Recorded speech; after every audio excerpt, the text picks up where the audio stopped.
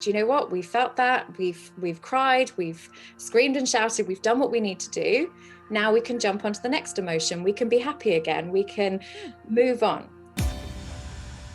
Hello, welcome. I am so excited for you to hear this episode today with a phenomenal woman joining us from the UK. She is an advanced grief and recovery specialist and founder of Becca Worthington Health and Wellbeing. She has created a course called Mindful Grief, Healing and Coping. And she talks to us about resilience and life beyond grief, how to make loss just a part of your story and not your entire definition of your life. In this episode, we talk about how to help a friend who's grieving, how to speak to children and know how they're traveling along their journey in terms of dealing with grief and loss. And also, she shares with us her story of how she came to this profession. Absolutely fascinating and so important, this episode. I am so excited for you to meet Becca Worthington. Hello and welcome to the Business of Happiness podcast. Welcome back. I'm Dr. Tarryn MacCarthy, and I am so eager to share with you today this phenomenal woman. She's a certified advanced grief and recovery specialist and the founder of Becca Worthington Health and Wellbeing. Please join me in welcoming the one and only Becca Worthington. Hello, Becca. Hello, thank you so much for having me. I'm so excited to have you here, and I feel really special because Becca's speaking to us from England right now, from the UK. It feels very elegant and decadent to be speaking across the Atlantic Ocean, Becca. It's very exciting for us too. It's so cool. It's so cool. And, you know, I have to just start by thanking you for the amazing work that you do and the support that you offer to people all across the UK and then even globally. Everyone can reach you really internationally. And thank you for everything you do. But I'd love for you to share with us a little bit about your journey and how you came to be a grief recovery specialist and what is a grief recovery specialist. Please give us a little bit of all of your background. Absolutely. So I suppose my journey started nearly 7 years ago. I'll be 7 years this October, when my husband was killed in a road traffic accident. I'd got a newborn baby who I didn't know was really ill at the time. And one morning, everything was perfect. And within a few hours, I had the police at my door telling me that my husband had been in a fatal accident. And it literally just happened like that. My world changed. It fell apart, basically. There's sort of no other words to describe it. There was no build up, there was no nothing. It just instantly shattered. And it was a really, really long journey for me, coming from a background where you sort of pull your socks up and get on with it. You don't talk about your emotions lots. You hide and keep it to yourself. You don't open up publicly. I just couldn't manage everything going on. I couldn't cope with what I was feeling. I couldn't cope with being a mum. I couldn't deal with it, basically. And I didn't know where to turn. So I spent years trying to figure out how I kind of find some normality and how I feel okay and stop hurting. And it was that journey and that sort of self-discovery that I went through that I became a health and life coach. I tried counseling. I did counseling for a long time, in fact. I didn't just try it, and it was amazing. But there's an element of grief that you have to be proactive in finding yourself, the new you, in healing from that pain. And that was what I couldn't find. So I qualified in everything I could. Wow. I qualified, as I say, as a health and life coach. I became a meditation teacher. I studied mindfulness and well-being. And eventually I found the grief recovery method, which was a game changer for me. I didn't realize that you could grieve without all the pain and the heartache. I thought that was what I was going to feel and experience for the rest of my life. And I just couldn't bear that, and I didn't know how to move forward. And when I found the grief recovery method, which actually started in America, Ah, yeah, no, they're an American-based company, but somebody's taken them or started up in the UK, and set it up here, which is amazing. I I stopped hurting. hmm. I stopped feeling that just immense, overwhelming pain of my grief. And that was when I could start living again. And to feel that, I was like, right, I need to learn this. I need to let everyone know. I need to build this into my business. So that was, it was the support I got led me to this journey, basically. Wow, that's amazing. I just have to say I'm so sorry for your loss, and I'm so grateful to you for picking that up and making that a part of your purpose to support and impact others all around you and to really help them through this journey. So really, it's absolutely an incredible story, Becca. You're an amazing human. Thank you. Thank you. So, what is the grief recovery method? What makes it different from everything else? So it's a set of action steps. With counseling, which again I think is amazing and has a really important role to play within grief, but it's about awareness and talking, whereas the grief recovery method is about taking action steps Mm, to complete on that pain. So I suppose the best way to describe it, if you fell out with a friend and that you don't sort it out, you kind of leave that open pain and argument, and you don't sort of say the I'm sorries, and you wait, that weighs on your mind, it plays on you, and it causes you pain. If that person was to then die, you're left with that unfinished communication. yes. So really what the grief recovery is about, sort of completing on that relationship, so you don't have the whys, the shoulds, the what ifs, Wow. all those things that create that immense pain. And it's about thinking about grief in a different way. I don't know about you guys in the US, but here we have a lot of sayings that are socially acceptable and actually really painful for grievers. So things like time's a healer. Oh, that's was absolutely on my list for you to talk about. I'm so glad you said that. It is. It's very difficult to hear that Yeah. when you're in the depths of loss. Yeah. It made me angry. I'm Mm. not a violent person, but it made me want to sort of lash out, and I couldn't bear hearing it. And And it's what not true. Am I right? It's not true. it's absolutely not true. You can go for decades and never recover from a loss. Mm. There is somebody who came to the grief recovery program, and she was 70, and she'd had her loss at 10 years old, and she was waiting for time to heal her. Oh, oh. And she couldn't, and we say it all the time, we just wait. And that initial intense emotions, yes, they will lessen, but waiting for time doesn't do anything. Time just passes. It's the action steps you take within that time to heal that makes the difference. I can imagine that that is so powerful because when you take action on anything, it gives you back your power. And Yeah, when something is stripped away from you, it's that feeling of victimization and feeling of being out of control. And I can imagine that just taking action steps makes you feel like you're back in control of your own self again. absolutely. It does. It totally gives you your power back. Yeah. And I think when you experience grief, a lot of people don't know what to say. They don't know what to do. You can be really isolated, and you don't always know what to do yourself. I certainly didn't have any clue what to do, what to think, how to be. I thought I was told by my doctor about the stages of grief I'd go through, and that caused me so much turmoil. Oh, I literally was like, well, I've done that, so why am I feeling it again? And what's wrong with me, because I'm not going through these steps, and in theory I should be fine now, like I should be over this. I was telling myself this because my doctor had said I would go through these stages, not explained that the stages actually are a massive ball of a mess, and they all overlap, and you go in and out of them.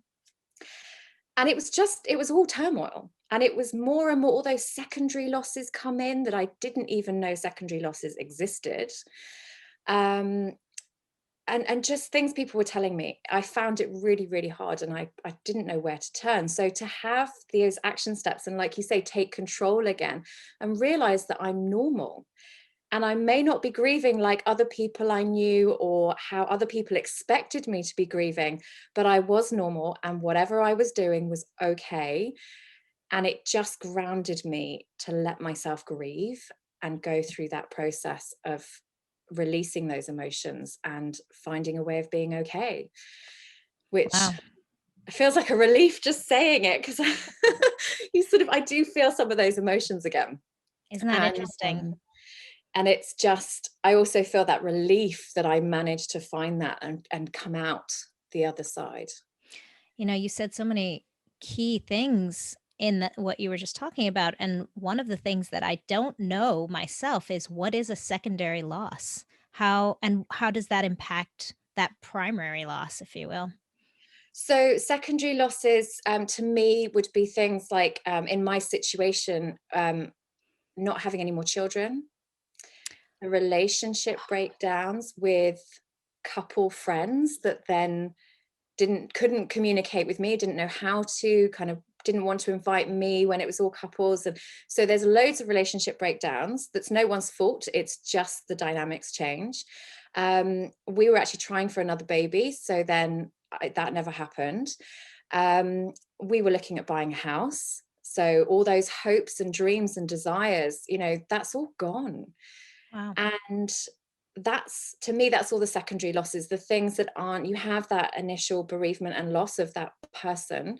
Or I must say, it can be a pet. It's, Mhm. grief comes in so many different forms. Divorce, all sorts of things. And you have that initial loss, but then there's so many things that are affected by that loss. Even your personality, who you are, changes. I'm not the person I was 7 years ago. Totally different. Wow, that's fascinating. I love the permission to honor those other losses too, because I think what possibly happens for so many people is you're so wrapped up in the loss, the initial primary loss, if you will, that it feels almost selfish to be and shameful to be mourning anything that's also a personal loss to you. How can I even be upset about, the house when I've lost my husband, when he's not even able to have this house himself either. I think there's probably compounding shame and fear that builds on these additional losses.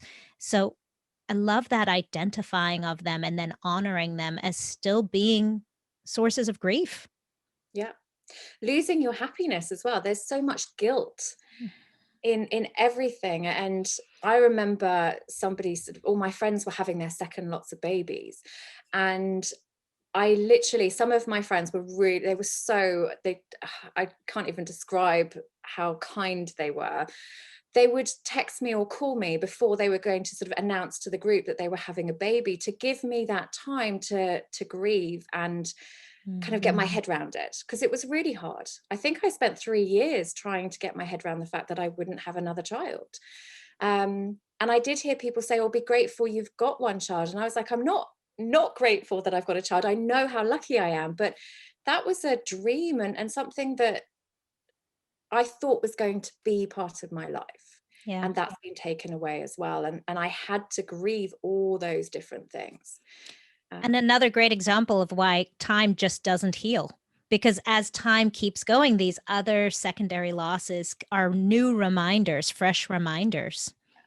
Yeah. Absolutely. I mean, I'm about to hit 40, and for some reason, I am reminded at the moment that I don't have a second child. And for me, coming to 40, I know people have children in their 40s, but for me, I'm like, it's less likely to happen. I'm not with somebody at the moment, and it's probably never going to happen. And I have to sort of remind myself that that's how I feel about that is okay. Wow. And even though I may be triggered, I have the steps to go through that and say, it's okay. This is my new journey, and we'll find other amazing things to happen. One of the quotes from your website that I took for myself, it's a beautiful one. And it speaks to what you're talking about here. You say, live a life where loss is a part of your story and not the whole story. Yeah. That just spoke to me so much, because I think at one point in our grief and loss, we feel like this is now the definition of us. We take that as a fundamental definition of who we are. Yeah. And I love that permission to just make it a part of your story. Yeah. Yeah. I was my loss. I felt like I was my loss. We'd not long been in the village we lived in, and people didn't know me. So they knew about me when my husband died. In fact, my road had 3 ambulances on it over the period of time that my husband died, and I'd had my child, because it was very, very close. And I remember people sort of saying, oh yes, no, you're the house where, you know, they came to get your husband and all of this, and you were, you know, police were there and checking up. And I was then referred to as, you know, the lady whose husband had died. Wow. And that was who I was for a long time. And I let myself become that person, and I was consumed by my loss. And I got to a point where I knew that had to change. I was young, my baby was young. I couldn't live like this. My husband would absolutely be turning in his grave if I had stayed in that place. Hmm. Hmm. And also then I wouldn't have been able to honor his life. I wouldn't have been able to give my son the life that we wanted for him. So my son was my driving force. He was definitely, and my husband, to be fair, both of them were very much behind me in helping me be okay and helping me to live again, really. And that was really important. And I lost my father 14 months ago, and I had the same thing.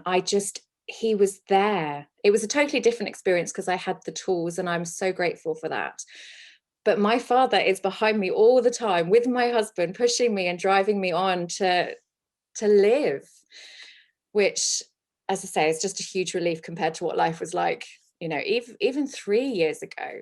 Wow. You know, I know that you have been through so much with your husband passing and your father passing, and I know your son has been ill. And it's interesting because sometimes what we do is we take on that identity of loss and we start to find more and more reasons why that's defining us. And maybe it's not just that that one singular loss defines who we are, but we begin to feel like we are that person who's just the source, the victim of the universe. Negative things are just going to start happening and keep happening. And once we imagine that as the truth of our story, we look for more and more evidence of it.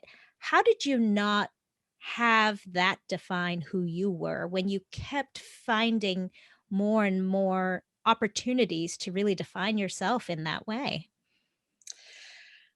I went through stages where that was a problem. It Hmm. was a big problem because I was doing exactly that.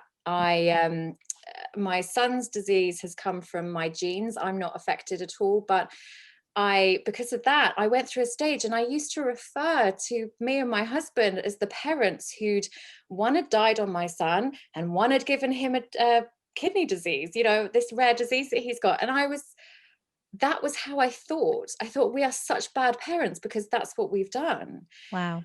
And that was really heavy. That was really heavy.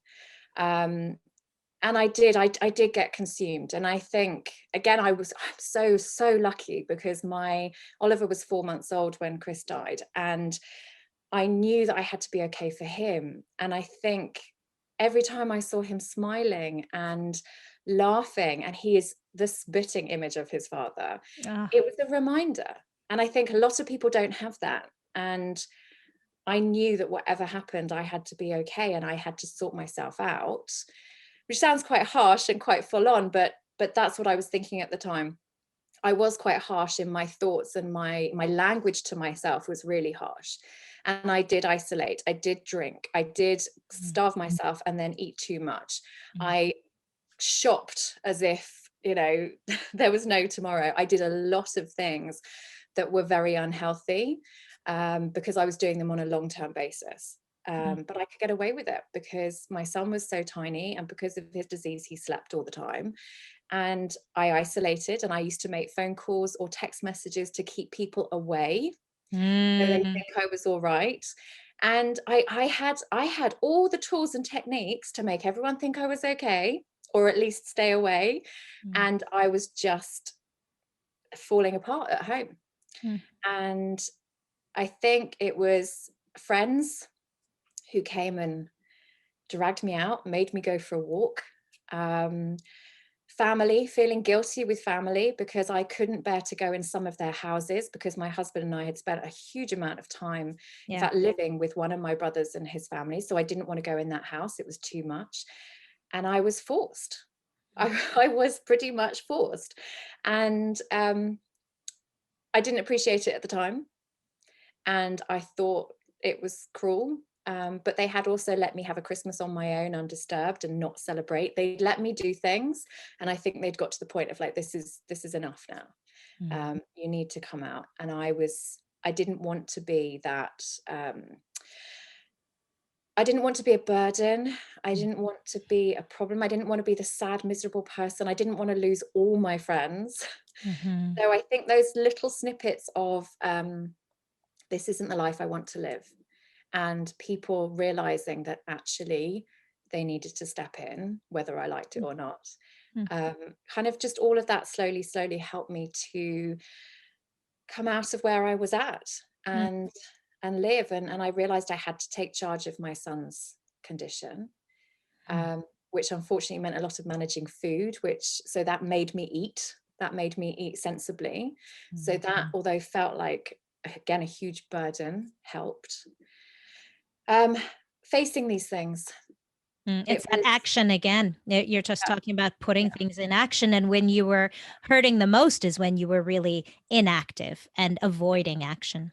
That's yeah. fascinating. Do you think that, you mentioned that your family got to a point where they thought, well, enough is enough. Do you think that in grief, we need to put a time stamp of giving ourselves permission a certain amount of time to sit and wallow and walk through that pain and feel those difficult emotions, which I know is so critical, as opposed to stuffing them down and ignoring them?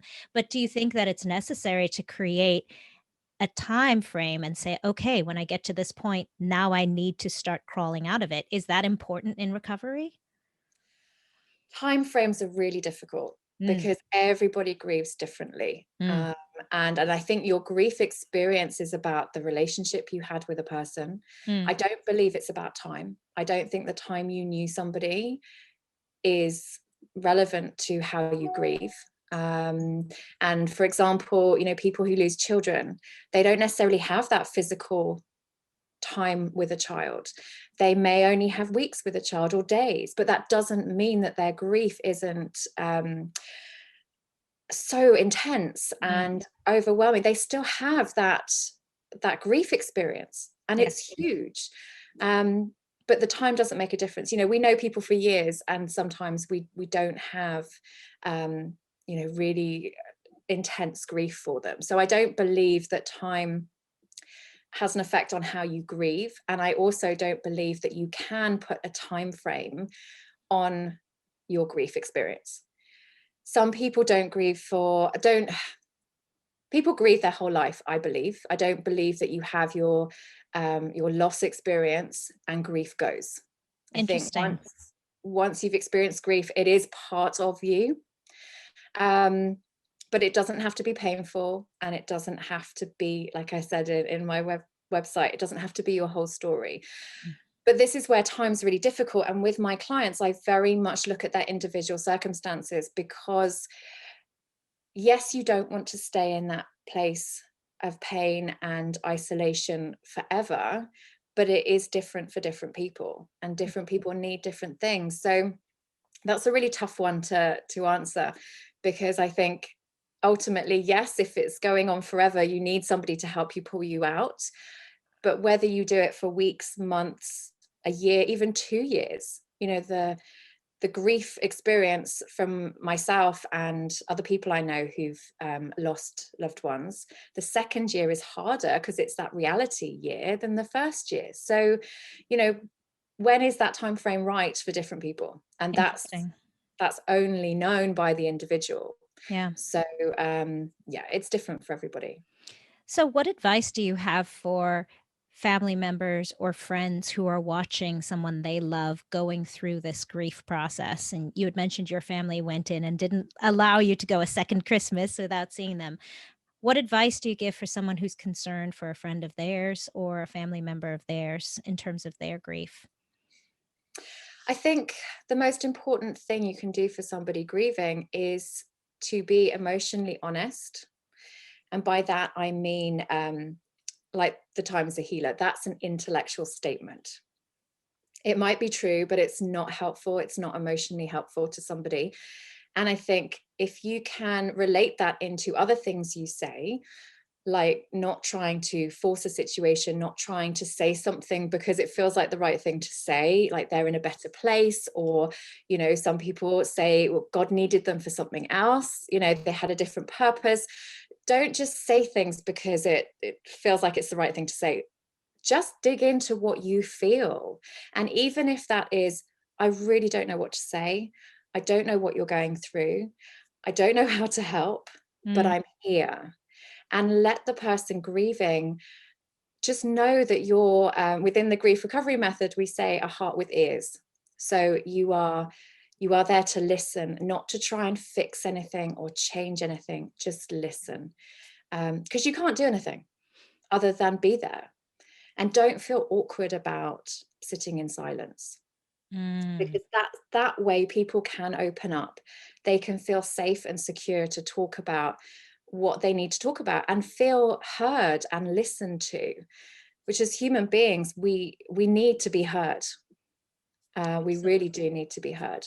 Yes, and So seen, seen in terms of knowing how I feel. Let me tell you how I feel. Yeah. Yeah. absolutely. So I think if you can put somebody in that space where they feel that safety and that security, they will be able to open up to you and let you know what they need and want. Um, they can try and find that clarity through the fog because they feel safe. So I Interesting. think emotional honesty is really important. Yeah. Um, I think that's so true. I can think of so many times when you do just dive into the memes or the sayings or what the yeah, books say, and maybe it spoke to you when you were going through something and it helped you, but it doesn't necessarily mean that it will be something that means something to the person who's going through the grief at that time. Um, what about with children, Becca, in terms of if your child is grieving, how do parents support their children in terms of loss? I think this is one that we find really hard because as adults, we assume that children will struggle, and I think we have more restrictions on ourselves emotionally. Ah, Children are so open and honest with their emotions, and they do what the body does naturally. The body is there to protect us. So you can feel something, and as a child, and then the body will kind of come in and say, do you know what, we felt that, we've cried, we've screamed and shouted, we've done what we need to do. Now we can jump onto the next emotion, we can be happy again, we can hmm, move on. So that, I just find it fascinating that children can do this and we can't do it as adults at all. We some people can, but we struggle with our emotions more than children do. So I think with children it's about, again, being really honest. Don't mince your words with they've gone to sleep or they've gone to another place. I said it to my son when my dad died.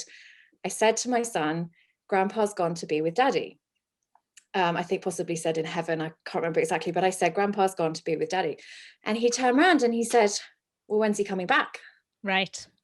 And I was like, oh, I've made this so much harder on myself, because how do I then explain this? How do I go through it? So anyway, I said, no, grandpa's died. And he got it. And Mm, don't get me wrong, it was awful. It was just awful. But he understood it and he could process that.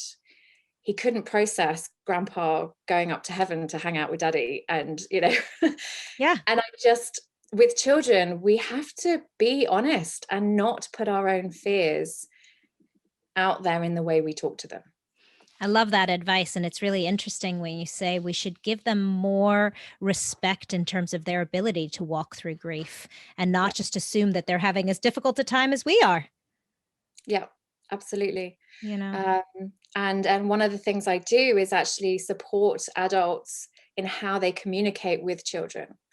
I believe I wanted to communicate with my child, not have somebody else come in. And so that is one of the things I do, is help parents to communicate really effectively with children around their emotions.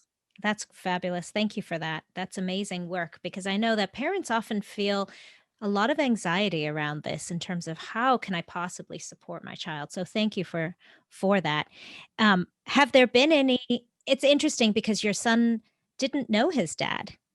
No. He didn't know his dad, and one of the other things that you talk about on your website and in your work is going forward, but not forcing yourself to forget, being able to still incorporate the love and the memories. Because sometimes we think that if I could just forget it, if I could just get everyone else to forget, then we could move on. If we could put this behind us. So, how do you do that? How do you, as a parent, incorporate that memory for his sake and yours and not re trigger yourself in terms of that grief? Again, everybody will do this differently, but Mm, my husband is in pictures on the fridge, on the mm, walls, and I've moved twice since my husband died.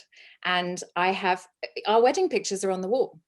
And I have had I have been dating somebody in the past, and the pictures are there. He's part of this house, he's part of our life, and we talk about him. I've kept things for my son, so when he's older, if he wants to keep them, he can. Same with my father. We talk about them, we incorporate them in our lives. We celebrate Father's Day, we mm. celebrate his birthday. We we just make them part of our life, because for me that means that we can remember and smile, and we can keep those memories, and they don't have to be distant. Having distant memories of our loved ones, for me personally, is harder. Oh, yes. Yes. And I'm sure, like you said, everyone is different. Yeah, Everyone's tolerance is different. Yeah. yeah. Yeah. And some people don't want to be reminded all the time. And that's totally okay. I would just say that pushing our emotions away usually means we haven't managed to process them. And we're not in that space where we've healed. Yeah.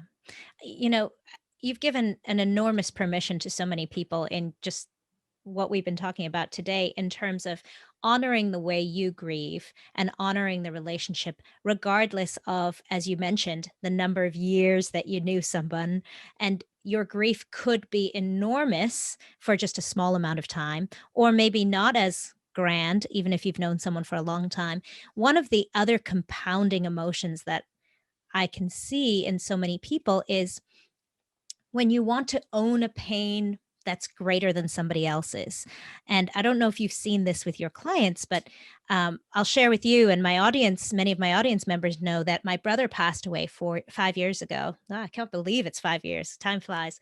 And I remember within the family, there was a lot of needing to own the pain. Like but I feel worse, but I'm his sister, so I want to be in more pain, or cousins wanting to be in on the pain. You find that you almost want to be the sole owner of the pain.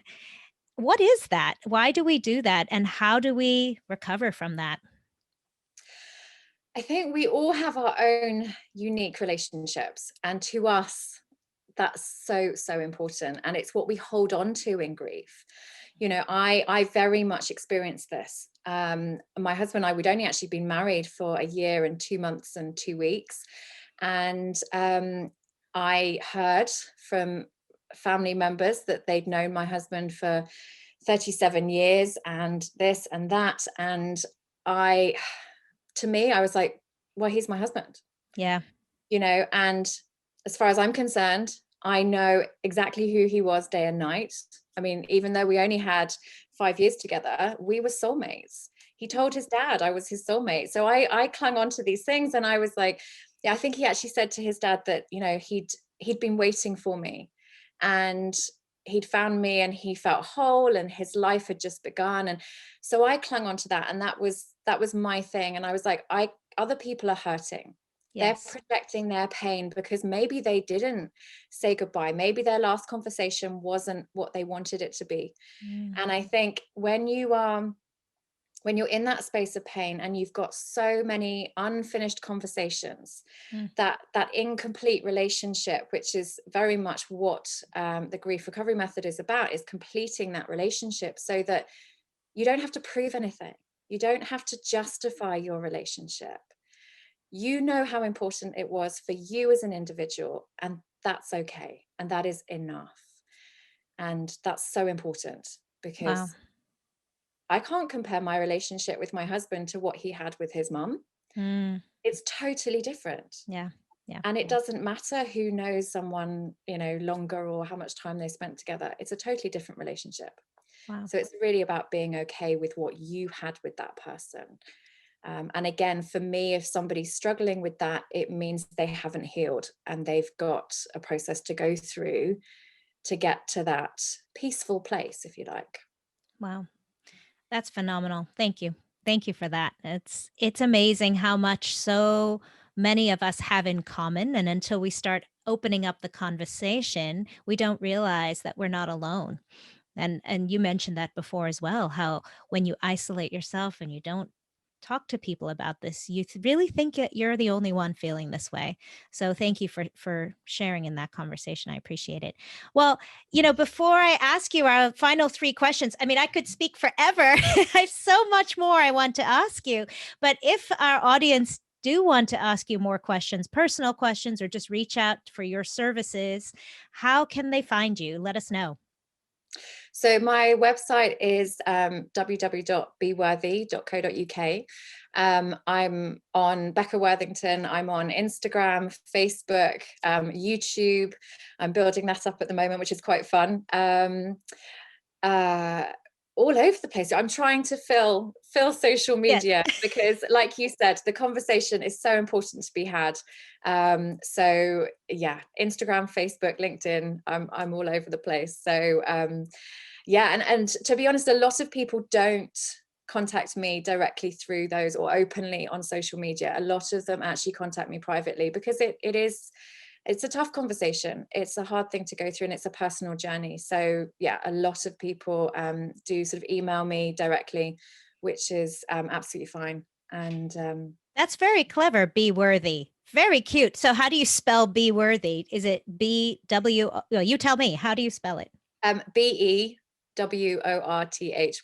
You put the Y, not the I. Okay, got Yeah, it. yeah. Very clever, Becca. Very clever. Well, I do want to ask you, these are three questions that I ask of all my interviews, because it really is nice to see the continuity between everyone and how we really are all related. And one of the questions I always ask is, what is your superpower? Taking action. Ooh, I love it. Mm. Taking action. I think that's Mm. everybody's superpower. Ooh, and that's a beautiful thing too, just being able to recognize the power that we all have within us to do so. Yep, Yeah. Yeah. absolutely. And then what is your definition of happiness?